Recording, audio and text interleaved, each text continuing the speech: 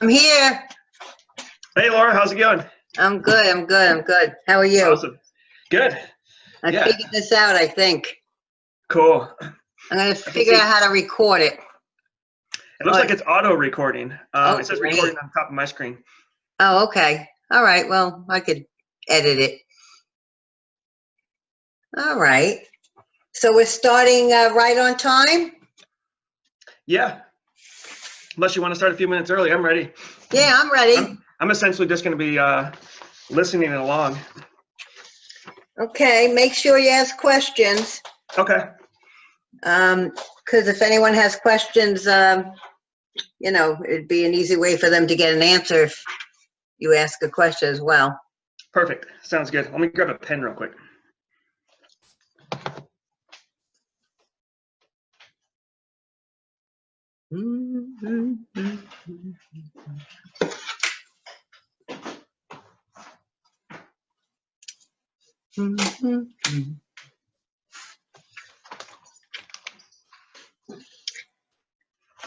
All right, I'm ready to roll. Okay, ready? Yep. All right, ready to roll. Putting your show on the road. I'm going to show you how to put your show on the road, how to make some money. You'll become the Tony Robbins of healthcare. It's a good thing putting yourself out there. Not only can you make a decent amount of money with your seminars, but should you have any products such as DVDs or books, you can sell those products as well at your seminars. And then by getting your name out there, you will get calls from associations and from hospitals to present your program on site with them. So it's a good marketing tool. Let me show you how to do it, okay? Just remember, he who hesitates is poor, okay? Jason, did you do the cruise for nurse anesthetist yet? I haven't yet, but I was at a meeting in San Diego with a CE company that may be interested in selling, so that could possibly be a way to get right into that. Oh, you'll do so well if you did it. You're gonna have to push me. I might do it for you if you don't hurry up and do it. Right. Well, some things you have to ask yourself: are you a procrastinator? Should I avoid doing the things I really want to do? Take charge of your life. Only you can make yourself happy. You're a tower of strength. You're not going to collapse if you try something new. And boredom is debilitating and psychologically unhealthy. So go for it. Life is short. A few traits to have. You have to have an aptitude for spotting and seizing opportunities. Cruise for nurse anesthetist. A fierce drive, energy, and tenacity always works well. Enthusiasm that borders on delusional. You have to become obsessed with what you're doing. And a knack for viewing setbacks as opportunities. You know, don't always think that you failed. I mean, I remember the first seminar I did, I mailed out 10,000 brochures, and I wasn't too sure about how to do it, but I noticed that all the other brochures had a bulk rate permit on it. So I had my brochure typed up to say bulk rate permit. Okay, and then I brought them to a mailbox and I dumped in 10,000 flyers because I thought maybe I would get a bill from the post office. But what happened is after mailing out those 10,000 in the mailbox with a bulk rate permit indicia, no one registered for my seminar, and I couldn't imagine why.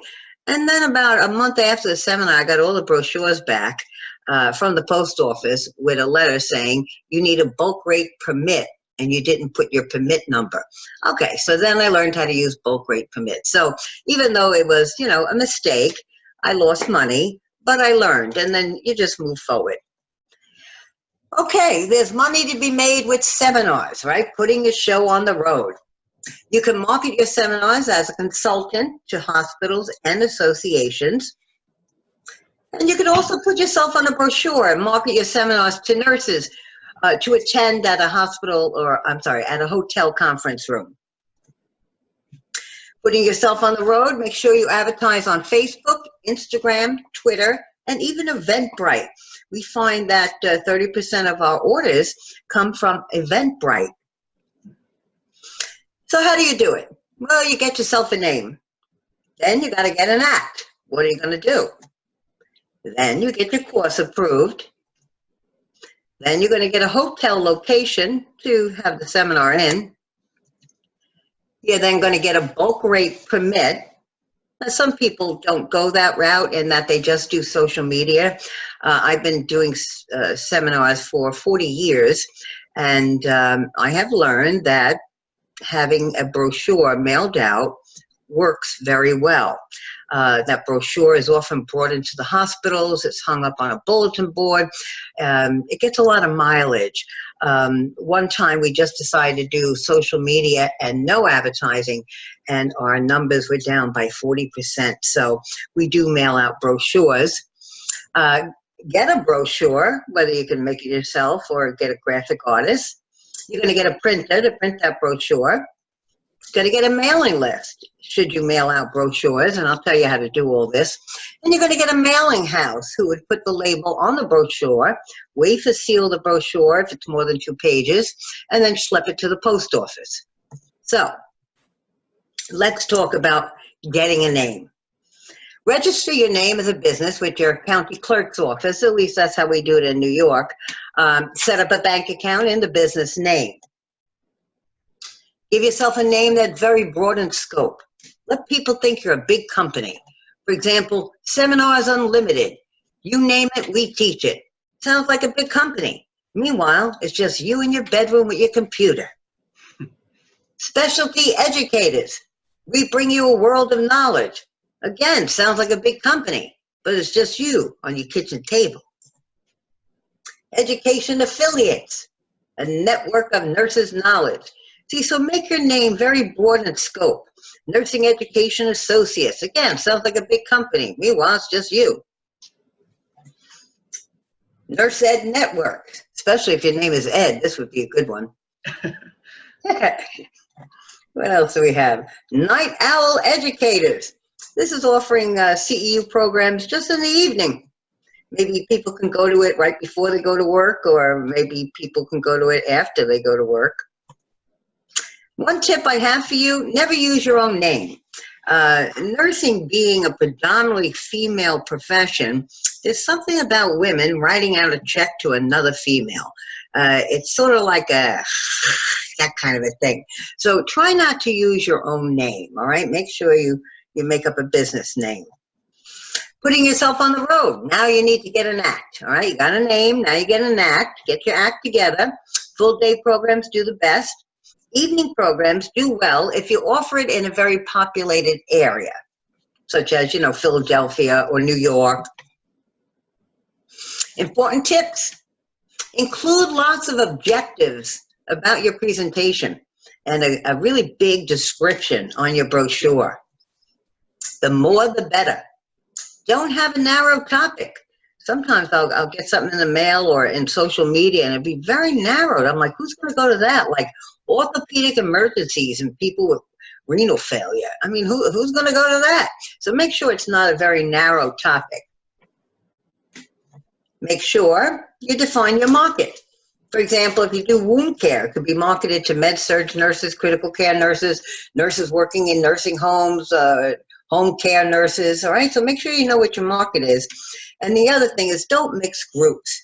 You never want to mix staff and management together. You never want to mix new nurses with experienced nurses. So tend not to mix your groups.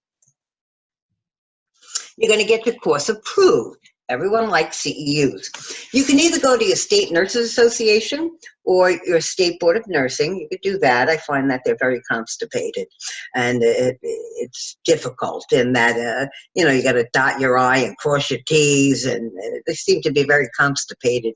I tend to like specialty nursing organizations, whether it be AACN, which is the critical care organization, or BCEN for emergency nursing. So I tend the specialty organizations are much easier to work with than your state boards and state nursing associations. Or you can become a provider. I'm a provider. And what that means is this. It's good for 3 years, and it means that any course I offer, I can automatically issue CEUs. Any DVD that my customers buy, they can get contact hours for that, and I can issue that to them. You see, if I just got approval for one course, and it runs about $125 to get approval for one course, and of course you would do that course over and over again for 2 or 3 years. If you're giving a lot of courses and you have a lot of products that people can get CEUs for, then you want to become a provider. It's a little more detailed, more paperwork, more money, but it makes life easier rather than getting each course approved. All right, when you get your course approved, they're going to ask you for your program description. They're going to ask what are the participant objectives, the schedule of the presentation you're giving, the content outline. They're going to ask for references, not personal references, but like a bio, a bibliography reference of materials that you use to put your course together. And you're going to have to develop a post-test, anywhere from 3 to 10 questions the most. So it's easy. And just follow the guidelines to a T. Any questions so far? Yeah, so I'm going to ask some questions that I think some students may be asking in their heads as we're going through this. So this could be, sounds like it could be started part-time, right?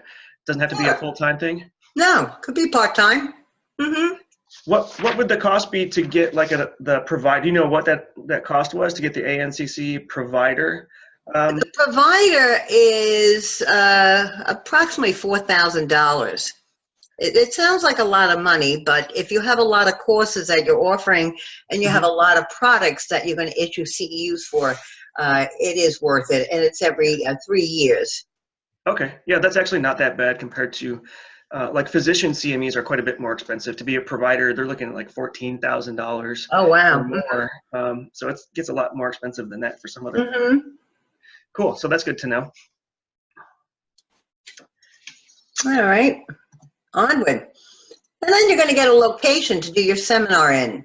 You know, hotels are expensive, so if you have any connections with a church, and just tell the church you'll give them a donation, that works well. Sometimes I do that. If you can get a hospital, which has a conference room, and do it there and say, you know, I'm going to use your conference room to offer a seminar to outside people. It's a good opportunity for other nurses to see your institution. Maybe you can recruit some people. And because of that, I'll let 10 of your staff come free. And a lot of times they'll go for that as well. But if not, you can get a hotel location. Put a few locations on one brochure in order to increase cost effectiveness. In other words, you want to cluster your locations. On one brochure, you may want to put Albany, Syracuse, Buffalo. You may want to do Philadelphia, Harrisburg, Pittsburgh. You may want to do San Francisco, Los Angeles, San Diego. So for example, if I want to do seminars in California, I'll put 3 or 4 locations on the brochure, making sure that they're about 200 miles from each other, or 150 miles from each other, just so it becomes more cost effective, that you'll get more people at each location. And so when I do a mailing, I'll do it all to California. And therefore, I'll get the people in San Diego, in the Los Angeles area, and the San Francisco area. So you want to cluster your locations and put them all on a brochure. You don't want to send out one brochure at one location. It's really not going to be cost effective. And shop around. 20 minutes out of a big city, big difference in prices. So for example, if you're doing a seminar in New York City, the room rental runs anywhere from $5,000 to $10,000 a day. But if you go 20 minutes out of the big city, maybe you want to put it in Brooklyn or Queens or Westchester, or even right over the George Washington Bridge to Fort Lee, New Jersey, you'll see you'll pay about $500 a day to rent the room. So it does make a difference if you go out of a big city. No question, when it comes to hotels, is there a specific type of hotel that you're typically looking at? Like, is there a price range per night, or is there a certain brand of hotel that you find works better than others? You know, we do Holiday Inns. We try to do all Holiday Inns. It just makes it easier for us because we can contact one Holiday Inn or the corporate office, and then they can give us all the people to contact in the different locations. And also we get some kind of a discount because we're booking 10 Holiday Inns or 12 Holiday Inns. They tend to give us a little bit of a discount. I like Holiday Inn. It's, it's not a Ritz-Carlton, but it's not a Motel 6. So I find they have good prices. And so that's what we use. I mean, sometimes I can't get it. They're busy or whatever, or they don't have a room big enough to accommodate. And then we have to shop around and call Ramada Inn or Best Westin. So you just need to shop around. But again, we use the Holiday Inns. Okay. Yeah, I've heard that they have pretty good prices. Yeah. And if you want to include a luncheon, then you don't get charged for the conference room. So that's another thing you may want to do. Whenever you include lunch for your participants, there's no fee for the conference room. And you would just incorporate that lunch fee, which runs around $25 a person, into the cost of these, when you're charging people for the seminar. So if you're going to charge people $125 for the day, you charge $150 for a day, you include lunch, but now you're not paying for the conference room. And just make sure to wait for your contracts from the hotels before printing your brochure. That's an error I made. I had the whole brochure printed. Matter of fact, I even mailed it out before I got about 2 or 3 contracts back. And we wound up not getting those contracts because the hotel decided to remodel. And so there we had the wrong place. So anyone who registered for that, we then had to tell them that it changed. So just make sure you get the contracts in your hand before you get your brochure printed or before you start advertising. And remember to negotiate. If they say, okay, you say, I have 150 people, classroom style, what are you going to charge me? And they'll say, well, we're charging you $1,500 for the day. And you'll say, well, that's a little out of my budget. What if I did 75 classroom? And they'll say, oh, that's, $750. And then you say, well, what if I do 150 theater style? Then they'll like, well, maybe that's 800. And so but the key is to keep on going back and forth so they're so freaking confused, you get it for the lower price. That's the deal. But you can always negotiate. And then I find that sometimes calling the same place, you talk to a different person, you get a different price.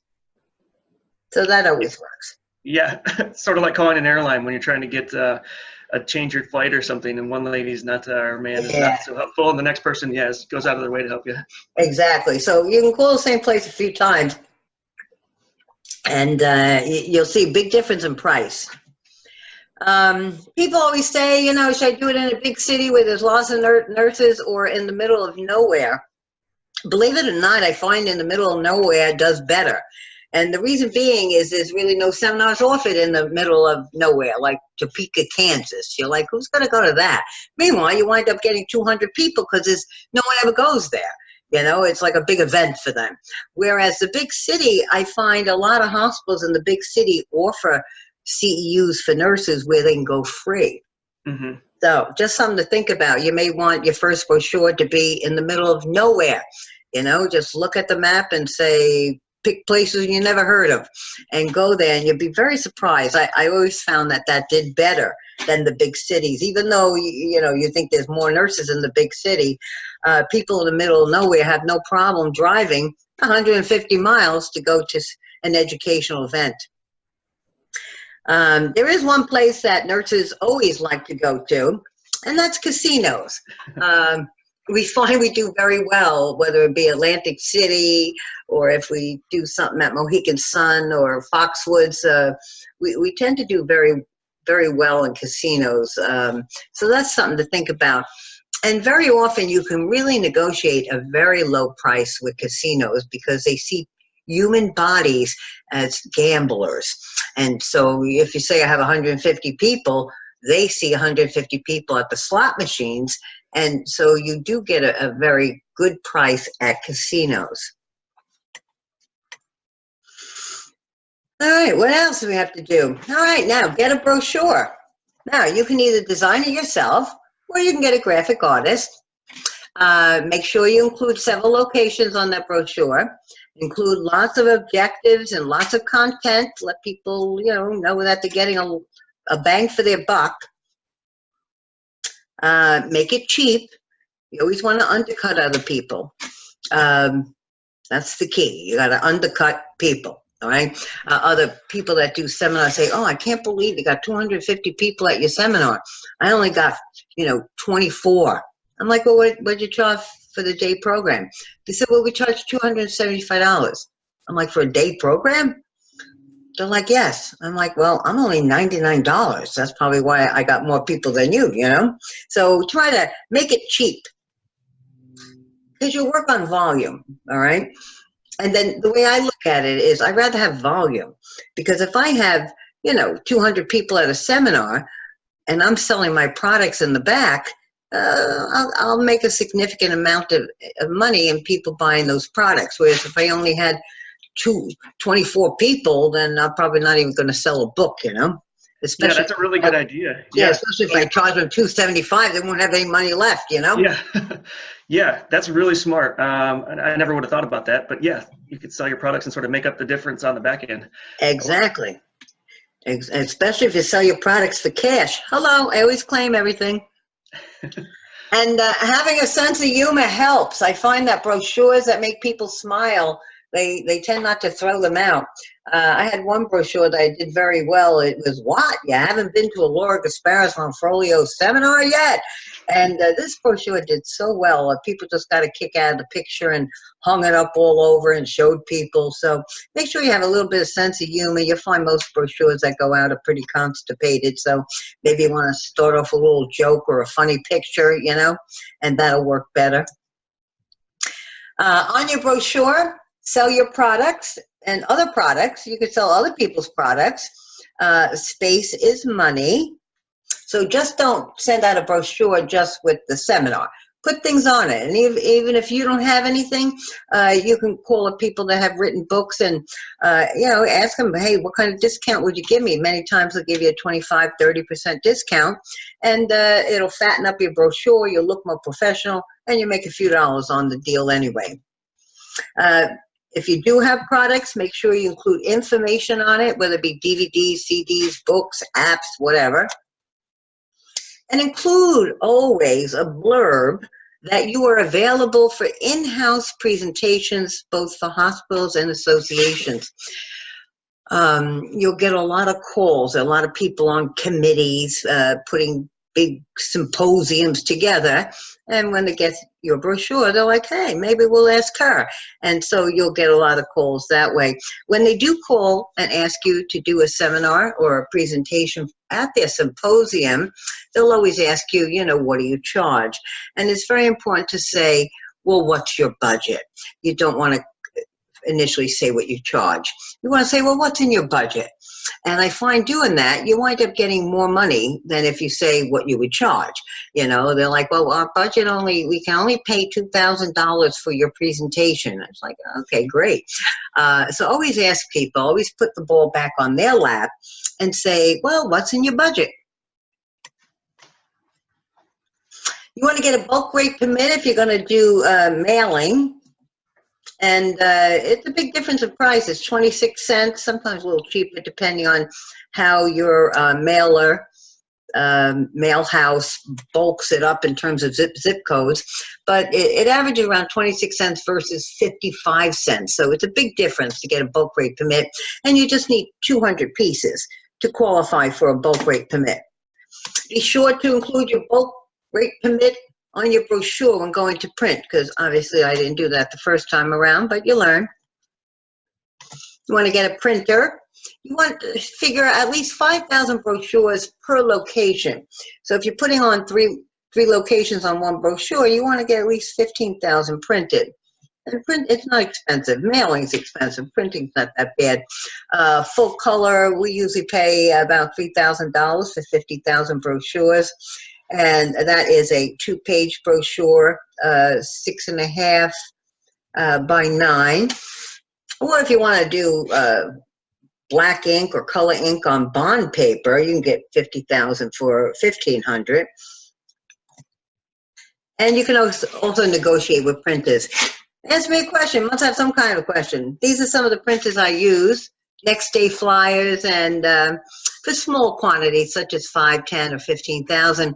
Then if I have a large quantity, because we do a mailing of 750,000 brochures at once, almost 1 million pieces at once. So we use American Litho for our large printing. We found them to be, most inexpensive.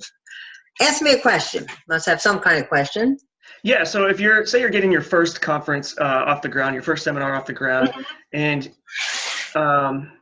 you're kind of wondering how many of these to print for your very first one. Any sort of ideas on how many to get for your very first conference or first couple of conferences? Well, your very first conference, you're going to get a brochure and you're going to put at least 2, 3 locations on it. And you figure for each location, get 5,000 brochures.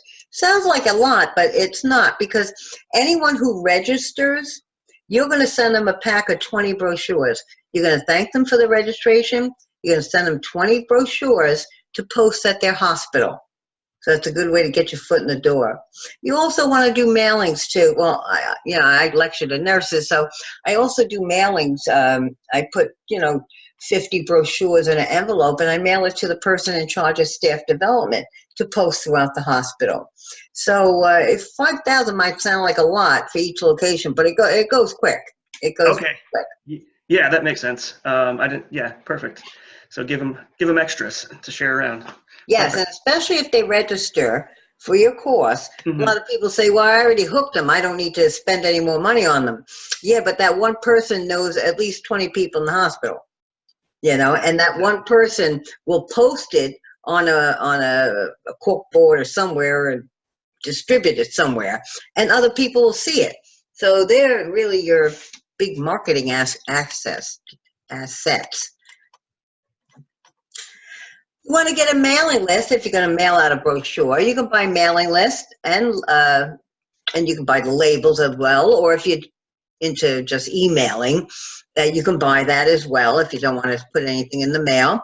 And you can buy labels or emails from nursing associations, state boards of nursing, and a lot of state board of nursings charge you minimal amount.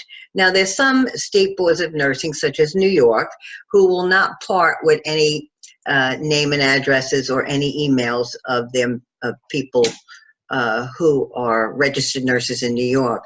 But places like New Jersey, you could buy their state board of nursing list of all the nurses in New Jersey, and it'll run you $100.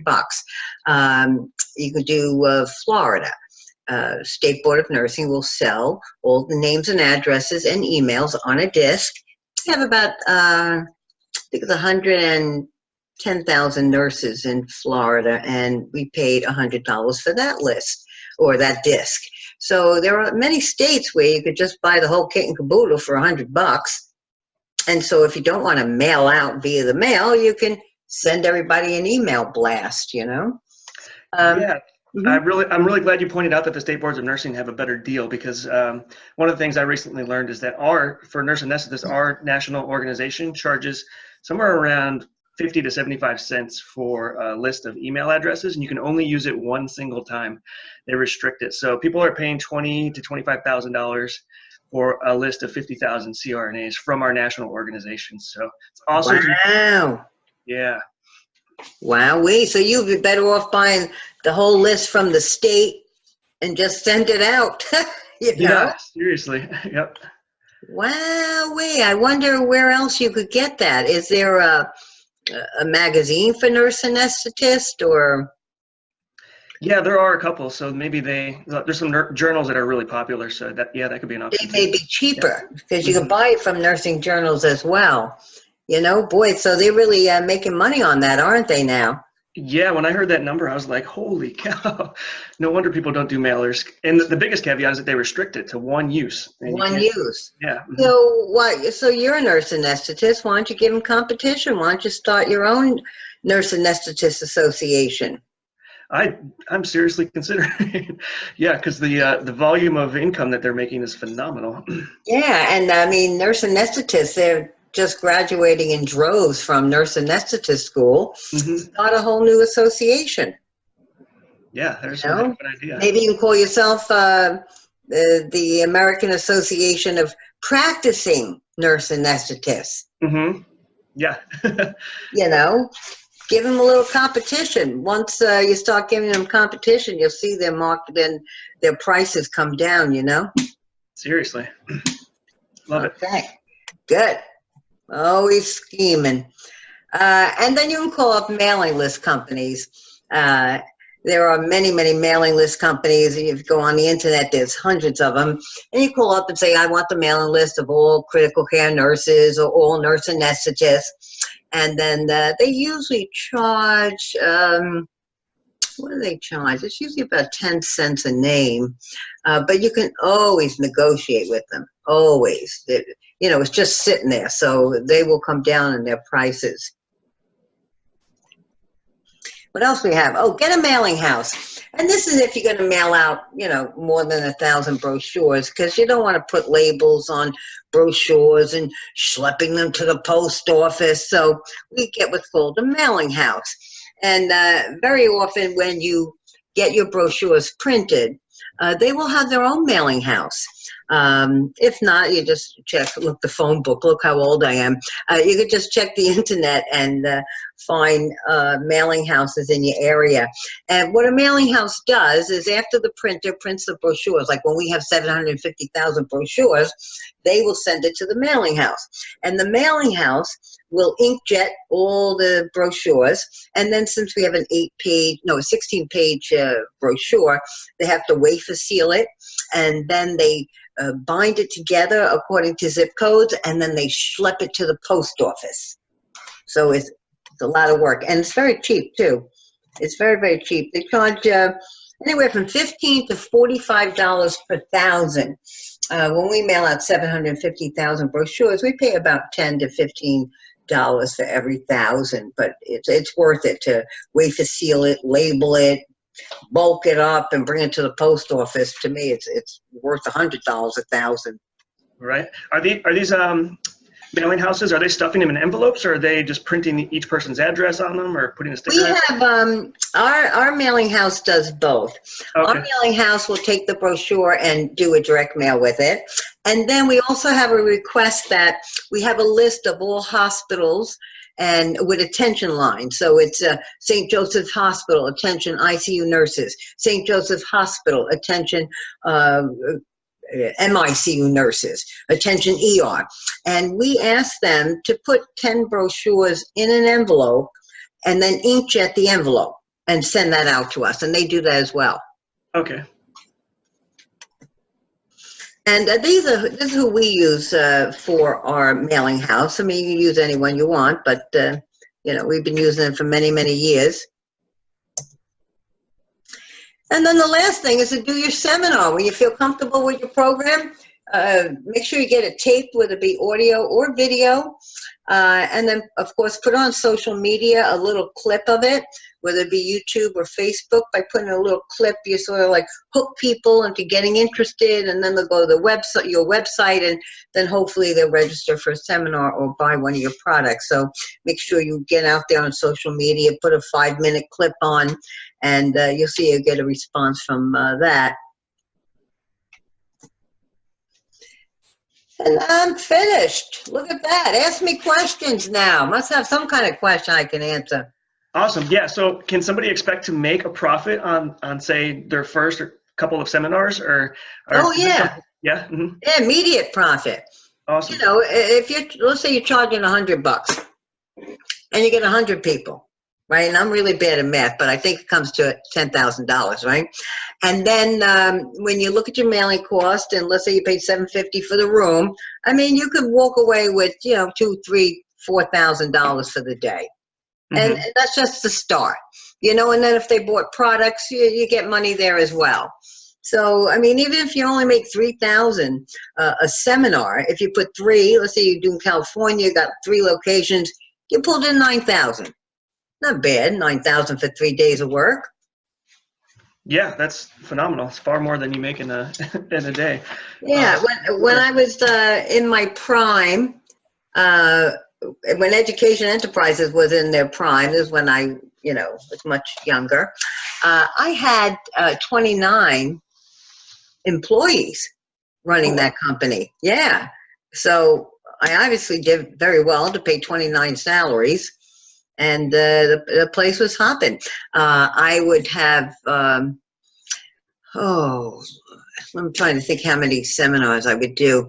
I did quarterly brochures, and I did 22 seminars on each brochure. So 100 seminars in a year, but it made enough money to pay everybody a salary, and it worked out very well.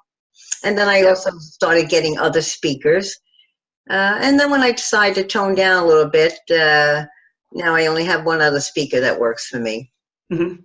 When it comes to getting other speakers, do you have to submit? Well, you're the CE provider now, so now you don't have to get each course approved. So that makes it a lot easier. Yeah. Yes. Okay. Yeah, gotcha. I did have to get everything approved. Every speaker, every course had to get approved. And at that time, it was like $85 for each course. And I had 10 speakers. I'm like, this is ridiculous. Let me just be a provider. So then I became a provider, and then I decided to downsize. But anyway, it's still worth it. Yeah, awesome. And so how much of the lectures are you outsourcing? Like when you get started, you're probably doing most of the lectures yourself based on your area of expertise, and then kind of you just started expanding and hiring other experts to. I did, in all different fields. I was always a critical care person, but I started doing med surg. I did maternity, management. So that was a very big brochure. But now I toned down, so now it's just me and Lee. I do a 2-day program. I do the first day, and he does the second day. So life is good. Awesome. Yeah. So it's say total startup cost. What would you say to run your first couple seminars? What might that cost? Well, it depends. If you want to start small, let's say 3 locations where you could drive to. You're looking really at the cost. It depends if you're going to mail it out or not. If you mail out, let's say 15,000 brochures, you're looking at and getting them approved. Let's say you just get that one course approved, it runs you $100. You're looking at $2,000-$3,000 startup. But if you got 3 locations, and let's say you only have 50 people in each location, that'll bring in 15,000. And so when you look at the 3,000 initial, and then you're looking at another 6, you're still walking away with 2,000 a day. Yeah. You got to spend money in order to make money. That's the way it works. Yep. So whether you got 3,000 sitting in the bank, or you're taking the 3,000 and putting a brochure together and putting yourself on the road, what's the difference? 3,000 in the bank, 3,000 in the post office. What difference does it make? Right. No difference. What advice would you give to somebody who's not been an experienced lecturer before? Any tips for them? You do really well because you're comical and you're super entertaining, but maybe somebody is not experienced behind the mic or on stage or in front of people. What would you tell them? Well, you got to get experience. So I know I initially started doing free presentations to hospitals in the area. So I call up staff development from each hospital. I say, listen, I got a 1 hour, an hour and a half program, and I like to offer it to, your nurses, maybe, Thursday evening at 7 p.m., and I started that way. And so I started doing just 1.5 hour presentations locally. And then once I got my feet wet, then I decided to, put it together and put myself on a brochure. So practice makes perfect. Yeah, yep, definitely. I totally agree with that. Tiger Woods didn't become Tiger Woods by starting out day one being awesome. Nobody does. So you got to put in the reps. Right. Now that we have the internet, so now it's super easy to put in the reps. You can do a Facebook Live and start a group and exactly right there. Yeah, so that's awesome. Exactly. Any advice that you would give or pitfalls that you would warn somebody to avoid as they're getting started up in one of these? Pitfalls. None. Just make sure you put a few locations on a brochure. Make sure you got your contracts in your hand before you get it printed. Not really. Just go for it. Do it. Life is short. And then one last question. Cruise ships. I know you've done several on cruise ships. Yes. Oh, that's a moneymaker. Uh-huh. Is it the same sort of thing? You negotiate the rate up front and then Yeah, and it's really easy in that when you're on a cruise ship, you don't pay any rental space for the conference room. You don't pay for any AV, you know. And the trick there is when you call, book 10 rooms, book 10 cabins, and then start advertising it. And then once the $300 deposit comes in, or whatever your deposit rate's going to be, once the deposits come in, then you use that money to secure more cabins. So we used to do that all the time. We'd go on at least 2 cruises a year. We'd get about 600, 700, 800 people. Yeah, I stopped doing that though. I was like, had enough of cruises. It wasn't a challenge anymore. If it's not a challenge, I don't do it.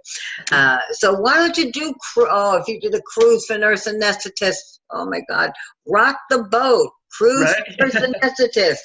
You'll do fine. And you can usually negotiate a very good price. I mean, I've just negotiated a price for someone who wants to do seminars on a cruise ship leaving out of California. So I was able to get Carnival down to $307.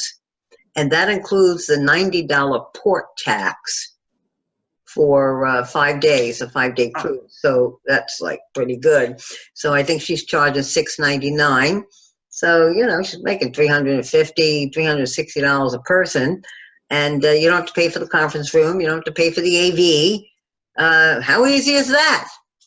Yeah, that's awesome. So people are not buying their own tickets through the cruise line. You're so I just went to a conference and essentially they negotiated a room rate, a block room rate for everybody, but we had to call and book our own room under that room rate. Essentially, you're doing it a different way. You'll get the discount. Everybody pays you. Is that right? Exactly. You send in your registration to me, and then I'll give it to the, you know, I'll take out my money and I'll give the other money to the cruise people. Yeah, they book through you. Okay, yeah, that makes a lot more sense because I was like, you guys could be making, in my opinion, you could be making a little extra money by getting the discount, and then sort of since you arranged everything and you get the discount for everybody, you could take a little bit of that. So yeah. Right. I mean, we do vacations now. Yeah, I don't do cruise ships anymore, but we do vacations. Like we just got back from Punta Cana. We had about 200 nurses. Thank God no one died. And then in November we go to Costa Rica. And so again, I negotiate prices. Let's see, for Punta Cana, I charged $699 a person. I got it for $480 a person, and that was at an all-inclusive resort. Mm-hmm. And you know, that's a good deal. And nurses like to go on vacations, so you may want to start your first seminar doing it on a vacation. Yeah. Nurses always like to go on vacations. But the trick there is you got to advertise at least a year in advance. Start the momentum a year in advance. Mm-hmm. Don't do it 3 months before. Do it a year in advance. Start the momentum. Awesome. Awesome. I love that. I think people are going to get some really good value out of this. I know I definitely have. You got my mind cranking right now with ideas because, yeah, like I said, I was at that conference and there's potential to maybe get involved with them because they're doing things the old-fashioned way, booking at really expensive hotels, and mm-hmm. Attendance has dropped rapidly over the last few years, so there's an opportunity maybe there. Okay. Yep. I don't know. So you would be partners with them? Possibly. We're gonna start talking maybe here soon. I was talking to one of the guys there. And do it on your own. Mm-hmm. Yeah, it wouldn't be much to do it. Essentially, what I would really like from them is the content that they have created over decades. Okay. So, yeah. They might be willing to sell. That was an option. So that's why it's an option. Yeah. Yep. All right. Well, I expect to see a brochure in the mail. Right. Rock the boat, nurse anesthetist. Awesome. Love it, Laura. Thank you so much for taking the time to do this and put this together for everybody. Okay, good. If anyone has any questions, you can email me. I have my email on the screen, a feduprn, hello, at AOL.com. And I have a 1-800 number. So if anyone has any questions, you contact me directly. Awesome. Yeah, great courses for sure. I've taken some of them, so love them. Thank you. All right, thank you, and hope to see you again. Yep, sounds great. Talk to you later, Laura. Bye-bye.